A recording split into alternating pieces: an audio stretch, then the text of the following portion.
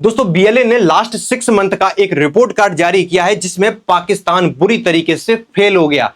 जून 2025 और जनवरी 2025 यानी कि जो लास्ट 6 मंथ हैं उनके बीच पाकिस्तानी जो फोर्सेस हैं और बीएलए के बीच क्या कुछ झड़पें हुई हैं उसका पूरा डाटा बीएलए के द्वारा जारी किया गया कि लास्ट 6 मंथ में हमने कितना नुकसान पाकिस्तान को पहुंचाया है।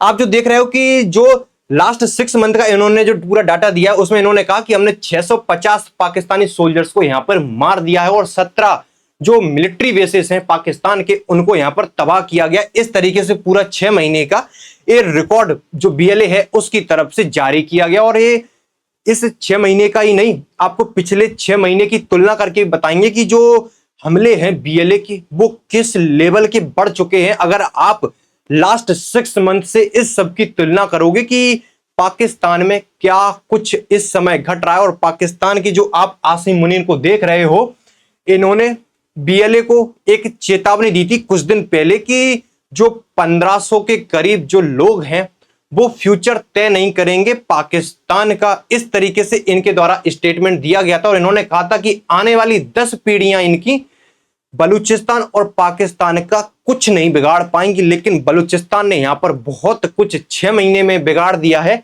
पाकिस्तान का, कि कितना कुछ लॉस इनका हो चुका है लास्ट 6 मंथ में।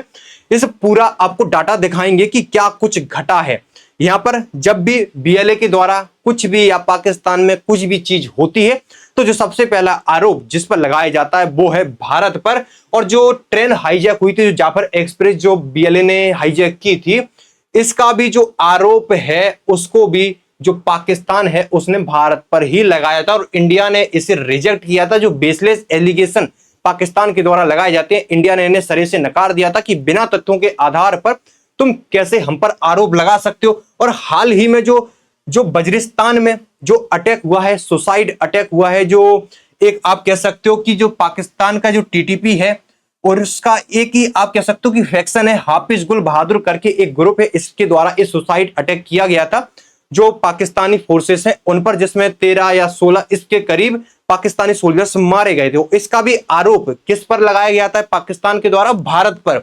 और इस आरोप को भी इंडिया ने अपनी तरफ से रिजेक्ट किया था, जो बेसलेस एलिगेशन पाकिस्तान के द्वारा लगाए जाते हैं।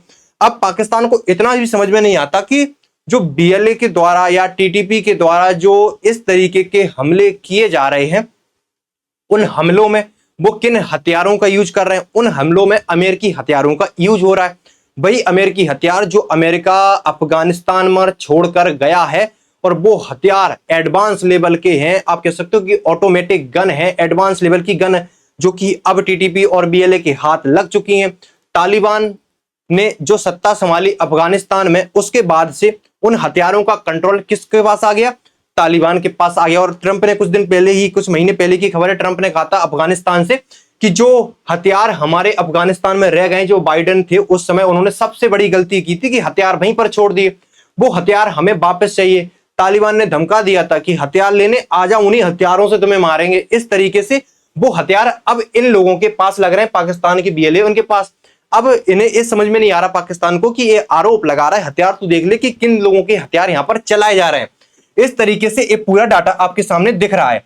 180 डे का ये पूरा टारगेट आपके सामने है, जिसमें जो बीएलए है उसने यहां पर 284 अटैक किए हैं पाकिस्तानी फोर्सेस या जगह जगह पाकिस्तान में, इस तरीके से, जिसमें बताया जा रहा है कि इनके द्वारा जो पूरे डाटा में 726 लोग इसमें मारे गए और जो टोटल इंजर्ड हुए हैं वो 373 हुए हैं। वो जो सर्विसमैन है वो 668, यानी कि जो पाकिस्तानी मिलिट्री से संबंधित ये लोग हैं, जो 668 इसमें मारे गए और 58 के करीब एजेंट्स को इसमें मारा है। और वहीं जो अरेस्ट हैं 290, और जॉइंट ऑपरेशन भी बताया इन्होंने। इस तरीके से 6 जॉइंट ऑपरेशन भी की, जो अलग अलग ऑर्गेनाइजेशन जो पाकिस्तान में चल रही, इस तरीके के संगठन जो पाकिस्तान में बने हुए हैं। अब इस संगठन एक समय पाकिस्तान ने अपने फायदे के लिए भी बनाए थे और आज ये इनके खिलाफ ही इस तरीके से जंग में उतरे हुए हैं। यहाँ पर 45 लोकेशन को टारगेट किया गया है, जिसमें 17 जो मिलिट्री बेसिस हैं, पाकिस्तान की मिलिट्री फैसिलिटीज हैं, उन्हें यहाँ पर डिस्ट्रॉय किया गया है।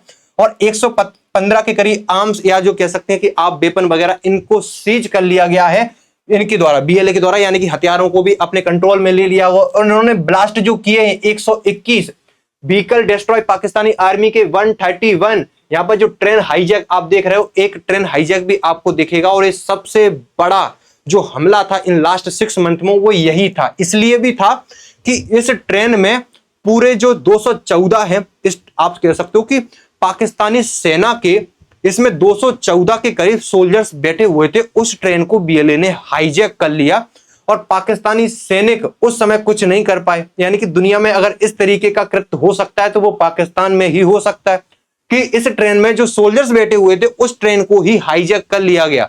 आप समझ सकते हो कि पाकिस्तानी सेना की क्या वो इमेज है दुनिया में इस तरीके की कि तुम बैठे हुए हो, ट्रेन हाईजैक करा ली। इस तरीके से जो लेथल इंपैक्ट है जो बीएलए ने उस समय किया था, जाफर एक्सप्रेस को हाईजैक करके, ये उस समय की घटना है। यहाँ पर जो ट्रेन हाईजैक है सबसे बड़ा कृत्य इनके द्वारा किया गया था। उसके बाद से इनके हौसले बुलंद होते जा रहे हैं। आप जो लास्ट 6 मंथ का देखोगे और आज के समय में तुलना करोगे, जो अटैक हैं, जो 95 अटैक हुए हैं, 284 अटैक, यानी कि 3 गुना अटैक बढ़ चुके हैं। वहीं आप अगर इसमें देखोगे एरिया 43 कवर किया गया है। वहीं जो फिदाइन ऑपरेशन है वो 3, यानी कि जो सुसाइड अटैक हैं वो 3 हुए थे। इस समय भी यहाँ पर भी सुसाइड अटैक जो फिदाइन हमले हैं वो 3 हुए थे। यहाँ पर जो आप देखोगे कि जो व्हीकल डिस्ट्रॉय है वो 23 किया गया था और व्हीकल डिस्ट्रॉय यहाँ पर जो है 131 किए गए। और ब्लास्ट आप देखोगे 37, यहाँ पर आप ब्लास्ट देखोगे 121। इस तरीके से आप देख रहे हो कि कितना एजेंट्स को किल, यहाँ पर 90 एजेंट्स को किल किया गया था और यहाँ पर 58 एजेंट्स को किल किया गया है। वहीं आप देखोगे कि जो टोटल किल हैं वो 250 के करीब हैं। और इधर जो अभी जो 6 मंथ में वो 726 किल इन्होंने पिछले 6 महीने में कर दिए हैं। और ये हमले 3 गुना बढ़े हैं, 3 गुना, थोड़ा बहुत नहीं, 3 गुना का इजाफा यहाँ पर हुआ है।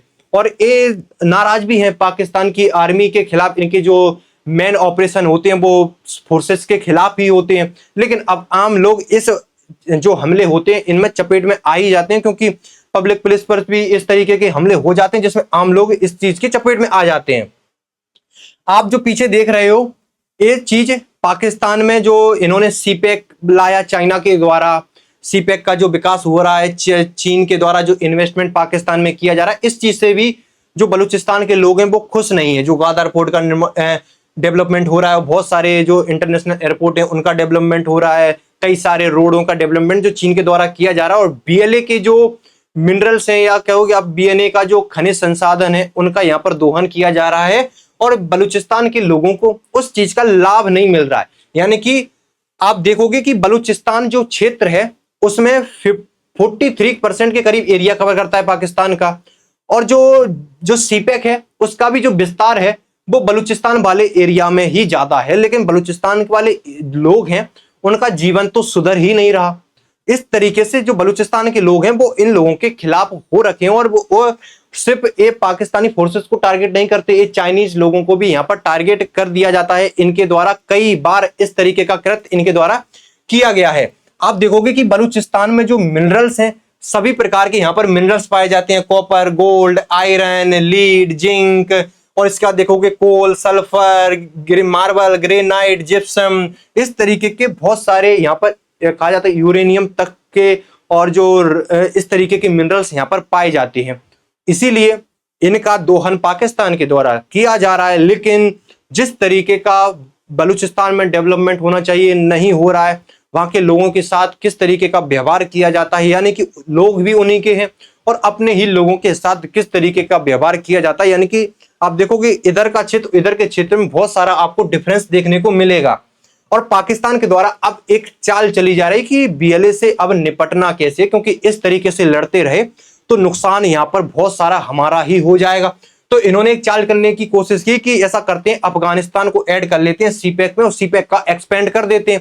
क्योंकि पाकिस्तान, अफगानिस्तान और चाइना, अफगानिस्तान भी अगर सीपेक में ऐड हो जाएगा तो इससे होगा क्या कि जो अफगानिस्तान तालिबान का जो सपोर्ट पाकिस्तान वाले तालिबान को मिल रहा है ये बंद हो जाएगा। यानी कि जो हथियार वगैरह जिस तरीके की भी जो मदद उस साइड से मिलती है वो बंद हो जाएगी। दूसरा, अफगानिस्तान पाकिस्तान के बीच में भी जो विवाद चल रहा है वो भी यहाँ पर कुछ हद तक शांत होगा। इस तरीके से इनके द्वारा अभी चाल चली जा रही है कि ऐसा करना पड़ेगा कि बलूचिस्तान में अब इंटरनेशनल प्लेयरों की एंट्री करानी पड़ेगी, जिससे एक चीज मैसेज भी जाएगा कि बलूचिस्तान में पाकिस्तान का कंट्रोल है दूसरा, बलूचिस्तान में जो उग्रवादी संगठन है इनको कंट्रोल भी किया जाएगा। इस तरीके से पाकिस्तान की अब चाल चल रही है। इन्होंने इसी बीच अब नौता अफगानिस्तान को भी उसमें ऐड किया सीपैक में, और इनका पूरा इरादा है कि इसमें अमेरिका की भी एंट्री हो जाए।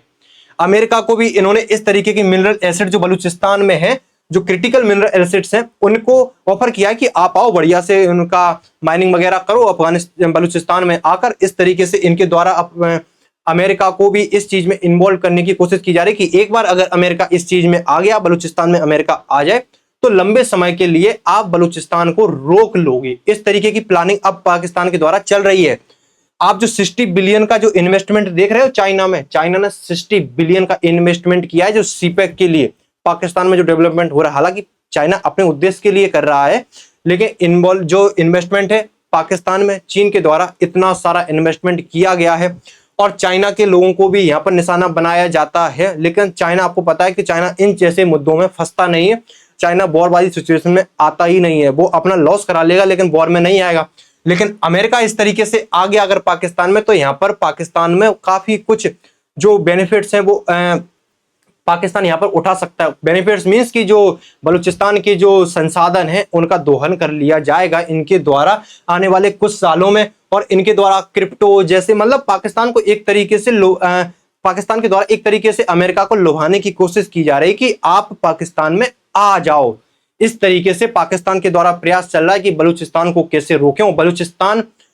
बलूचिस्तान में जो संगठन है वो किस तरीके से अब एक्टिव हो चुके हैं, और उनके जो हमले हैं वो किस तरीके से अब बढ़ रहे हैं। ये कुछ अपडेट्स थी जो लास्ट 6 मंथ की जो BLA के द्वारा जारी की गई। जैसे कोई न्यू अपडेट आती है आपको इस चैनल पर मिलती रहती है।